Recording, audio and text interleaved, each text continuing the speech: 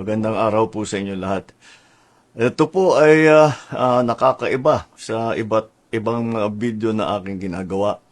Dahil ito po ay tungkol sa isang magiting na sundalo natin na si Captain Jerome Hacuba, ODAS 146467 Philippine Army. Kung nakita nyo po, ang ating butihing kapitan ay nabulag dahil nasabugan po ng bomba. Nagjo-duty siya at ito yung nangyari sa kanya.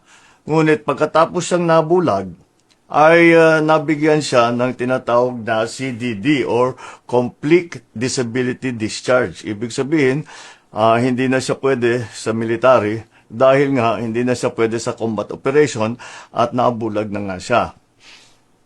Nung nakita ko yung video niya at pinag-isipan ko yung mga nangyari sa kanya, parang hindi tama.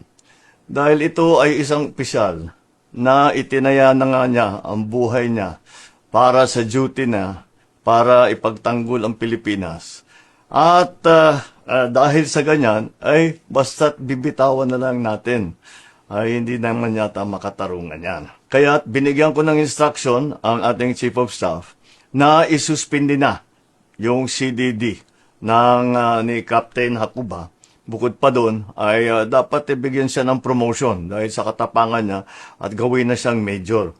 At maghanap po tayo ng mga iba't ibang posisyon na pwede pa naman siya yung ating mga tinatawag na the major adaptive duties. Kasi kahit kahit nabulag na po, marami pa ring duty na pwedeng gawin ng isang sundalo, lalong-lalo na sa isang sundalo na may 15 years na experience. Maraming maidadagdag at maitutulong sa atin yan. In-instruction ko rin ang ating Secretary of National Defense na pag-aralan ulit itong polisiya natin para hindi naman mangyari ulit ito na ang isang sundalo natin na nasaktan dahil sa sakripisyo niya, dahil ginagawa niya ang duty niya para ipagtanggol ang Pilipinas, ay basta't pagka nasaktan, ay basta't bibitawan na lang natin. Hindi naman tama yun.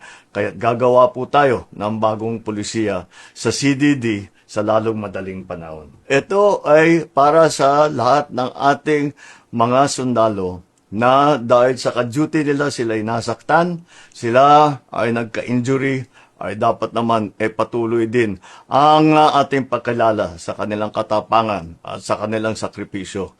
Kaya ito po ang pagbabago na gagawin natin. Mabuhay ka, Captain Hacuba. Hindi, mabuhay ka, Major Hacuba. At mabuhay ang sandatahang Pilipinas.